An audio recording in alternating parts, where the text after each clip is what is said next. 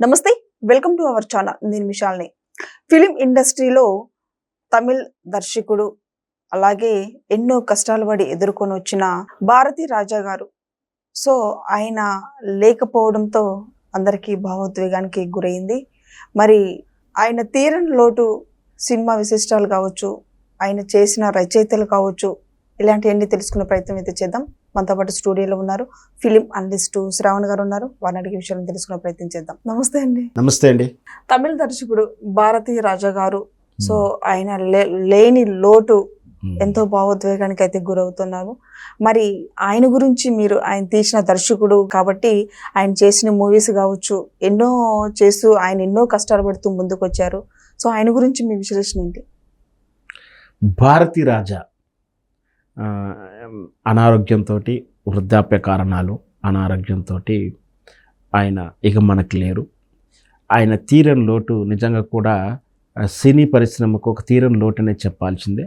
ఆయన చేసిన విశిష్ట సేవలు, కళామ తల్లికి, సినిమా అంటేనే ఒక 4 గోడల మధ్య నిర్మించేటువంటి కథా వస్తువు, కథా తీరు, సినిమా తీరు అనేటువంటి సాంప్రదాయాలని కలరాస్తూ సినిమా స్టూడియోలో సెట్టింగ్ల మధ్య చిత్రించే సినిమాలని ప్రజల మధ్యకు తీసుకొచ్చి గ్రామ స్థాయిలో ప్రకృతి అందాల మధ్య సినిమాలను తనదైన శైలిలో నిర్మించినటువంటి, దర్శకత్వం ఇచ్చినటువంటి అద్భుత కళా దర్శకుడు భారతీ రాజా.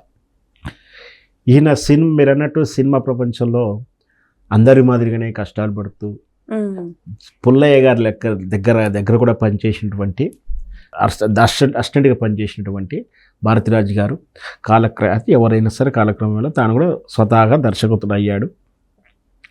తాను 16 ఏళ్ల వయసు తెలుగులో శ్రీదేవి నటించినటువంటి చిత్రం తెలుగులో ఏ విధంగా హీరోయిన్ స్టాండర్డ్, కమర్షియల్ వాల్యూస్, దాంతోపాటు ఒక రకంగా అందచందాలతో హీరోయిన్ చూపించే సాంప్రదాయాన్ని ఈ 16 ఏళ్ల వయసుతోటే ప్రారంభమైందని చెప్పవచ్చు. అంటే 16 ఏళ్ల వయసు చిత్రానికి ముందు హీరోయిన్ల ప్రస్తావన, చిత్రీకరణ ఒక మాదిరిగా ఉంటే 16 ఏళ్ల వయసు సినిమా తర్వాత యాక్చువల్గా తెలుగులో 16 ఏళ్ల వయసు, అది తెలుగులో దర్శకుడు రాఘవేంద్ర రావు గారు. తమిళంలో మొదటి సినిమా అతనికి తనియావాలి అంటే వయసును తగ్గినటువంటి టైటిల్, అది కూడా ఆ చిత్రంతో తాను సక్సెస్ సాధిస్తూ ఆ తర్వాత చాలా చిత్రాలు కథనే ఆత్మగా తీసుకొని మానవ కోణాలతో, మానవీయ కోణాలతో కథాంశంగా మలుచుకుంటూ గ్రామీణ ప్రకృతి వాతావరణంలో అనుబంధాలు, బంధాలు, వ్యక్తుల మధ్య ఉన్నటువంటి మానవ సంబంధాలతో సినిమాలు తీసినటువంటి అద్భుతమైన దర్శకుడు ఎవరైనా ఉన్నారంటే దాంట్లో ప్రప్రథమంగా భారతీ రాజు గారే పేరు చెప్పాలి. మనకి ఈ తరహా డైరెక్టర్ తెలుగులో కూడా ఒక డైరెక్టర్ కనిపిస్తూ ఉంటాడు. అతను పెద్ద వంశీ అంటుంటారు ఈ రోజుల్లో, వాస్తవం వంశీ. అదే సీతాకోక చిలుకలు సినిమా తీసినటువంటి అన్వేషణ, ఇట్లాంటి సినిమాలు సేమ్ ఇద్దరు కేటగిరీ కూడా ఒకే రకంగా ఉంటుంది. ఆ సినిమాలు చూస్తున్నప్పుడు ప్రకృతి, మనం రోజు చూసే ప్రకృతి ఇంత అందంగా ఉంటుందా, మనం చూడలేమో, వాళ్ళు చూపించేంత వరకు అంత అద్భుతంగా ఉంటుందా, చెట్టు పుట్ట పక్షి పిట్ట కూడా అంత అందంగా ఉంటుందా, ఒక మనిషిలో ఇంత మానవీయ కోణం ఉందా, ఒక క్యారెక్టర్లో ఇంత అనుబంధాల్లో ఇంత తాప్యాయత, లోతైనటువంటి కుటుంబ వ్యవస్థలు ఇంత ఉన్నాయా, ఇవన్నీ కూడా 16 ఏళ్ల వయసు చూసినా కూడా అట్లాంటి కథే. చాలా సినిమాల్లో కూడా ఆ 16 ఏళ్ల వయసులో ఆంతర్యం ఉంటుంది. వివేకవంతమైనటువంటి హీరోయిన్కు అంబేదిగా ఉన్నటువంటి, అమాయకుడిగా ఉన్నటువంటి, బుద్ధిమాన్యం ఉన్నటువంటి వ్యక్తి మధ్య అనుబంధాలు, ప్రేమ విలువ, ఫ్యాషనేట్లో లేనటువంటి, ఫ్యాషనేట్ అంటే ఆ శ్రీదేవి క్యారెక్టర్ ఆ సినిమాలో ఫ్యాషన్గా ఆమె చదువుకొని ఏదో ఉన్నతంగా ఉండాలనేటువంటి వాళ్ళలో వెళ్ళిపోయే క్రమంలో అక్కడ ఆ స్త్రీని వాడుకొని వదిలేసినటువంటి క్యారెక్టరైజేషన్స్, పల్లెటూరు బౌత్గా ఉన్నటువంటి వరుసైనటువంటి వాడి వ్యక్తి మన ప్రేమలో ఉన్న స్వచ్ఛత, ఇవన్నీ కూడా లోతైనటువంటి దృక్పథాలు, కోణాలు. వీటిని అందంగా సెల్యులైట్ అంటే సినిమా తెరకెక్కించడం, దానికి కమర్షియల్ ఫార్ములా అతకడం అంటే అది మామూలు విషయం కాదు. కమర్షియల్ ఫార్ములా అంటే మరి ఏదైనా సినిమా తయారవ్వాలంటే డబ్బులు కావాలి అంటే దానికి పెట్టుబడి పెట్టాలంటే అది మళ్ళీ ఒక పెట్టుబడి వ్యాపారంగా చూస్తే ఆ సినిమా అమ్ముడుపోవాలి, నడవాలి అంటే దానికి కమర్షియల్ వాల్యూస్ ఉంటుంది. అంటే తను చెప్పదలుచుకున్న కథని కమర్షియల్ వాల్యూలో కలపడం, దాన్ని పిక్చరైజ్ చేసి అందంగా చూపించడం అది చాలా తక్కువగా ఉంటుంది. ఇట్లాంటి వాళ్ళలో భారతీరాజు గారు, మనకు తెలుగులో చూసుకుంటే బాపు బ్రాహ్మణుల స్టోరీలు, సింగీతం శ్రీనివాసరావు గారి స్టోరీలు, ఇక్కడ పెద్ద వంశీ గారి స్టోరీలు, వీళ్ళన్నీ కూడా ఒక డిఫరెంట్ క్యారెక్టరైజేషన్ ఉంటుంది సినిమాల్లో. కథ ఇంకోటి కె విశ్వనాథ్ గారు అంటే మనకందరికీ తెలుసు, సంగీతము, సాహిత్యము, లలిత కళల మీద తను వెళ్తాడు. ఇక్కడ భారతీరాజా కానీ ఇట్లా వంశీ గారి కానీ వీళ్ళ కథల్లో మానవ సంబంధాల విలువలు తెలుస్తూ ఉంటుంది. ఇట్లా ప్రతి సినిమా ఏ సినిమాకి ఆ సినిమాకు స్పెషల్గా ఉంటూ తమదైన శైలిలో సినిమాలు నిర్మిస్తుంటారు. పైగా ఇంకొకటి, అప్కమింగ్ వచ్చే హీరోలు కానీ హీరోయిన్లు కానీ ఇట్లాంటి స్కూల్లో ఒకసారైనా ఒక సినిమా చేయాలని కోరుకుంటారు.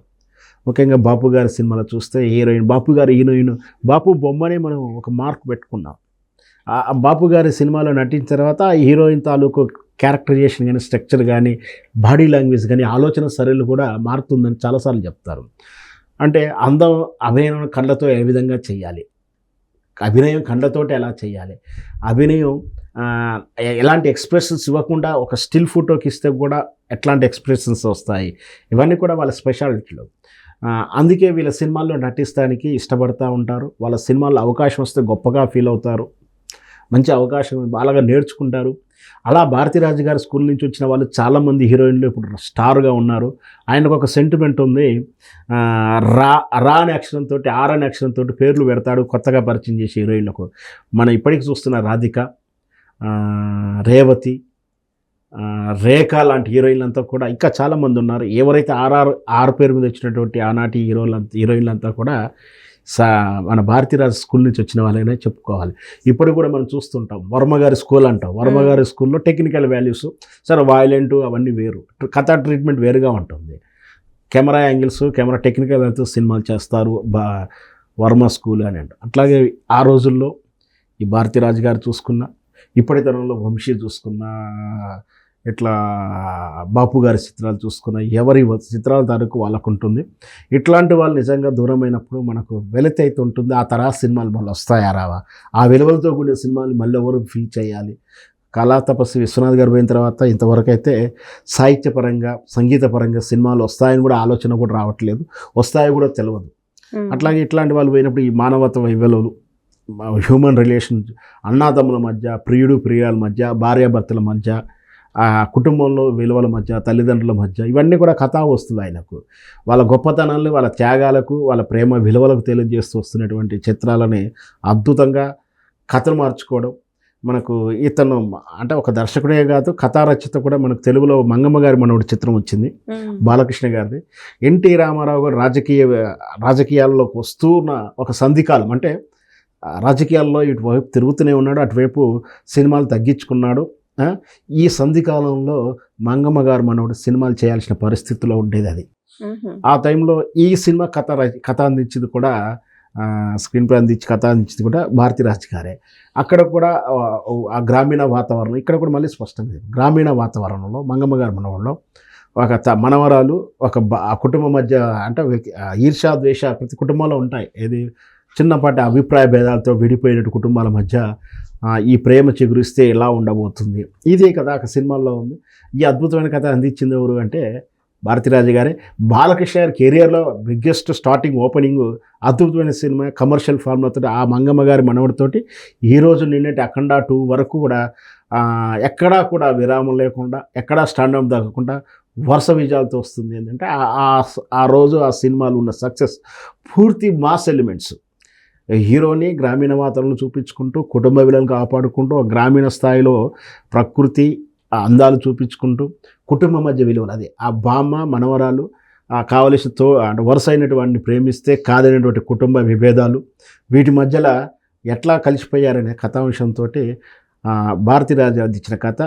భారతీరాజు మీద నమ్మకం పెట్టుకొని ఆ రోజు ఎన్టీ రామారావు గారు ఈయనకు సినిమా బాధ్యతలు అప్పచెప్పారు. అంటే అప్పుడు రాజకీయంగా బిజీగా ఉండేవాడు ఎన్టీ రామారావు గారు, అప్పుడే పార్టీ పెట్టి పరిగెడుతున్నటువంటి కోణంలో ఆ సంధి పీరియడ్లో ఇతను ఇచ్చినటువంటి కథ ఈయన మీద పెట్టిన నమ్మకాన్ని, బాలకృష్ణ గారిని మంచి కెరీర్ వైపు నెట్టివేయబడింది. అంత అద్భుతమైనటువంటి కథలు అందించడంలో కానీ, సబ్జెక్ట్ తయారు చేయడంలో కానీ భారతీరాజు గారు గొప్పవారు. ఆయన తప్పదు, మరి ఎవరైనా సరే కాలానుగుణంగా వయసు రీత్యా అనారోగ్యాలు, దూరం చేసింది, కానీ ఆయన దూరమైనంత మాత్రాన ఆయన అందించినటువంటి ఈ విలువలు కానీ, ఆయన అందించినటువంటి ఈ సేవలు కానీ, కళామ తల్లి బతుకున్న రోజులు సినీ ప్రపంచంలో అందరికీ మెమరీలోనే ఉంటాయి. Thank you.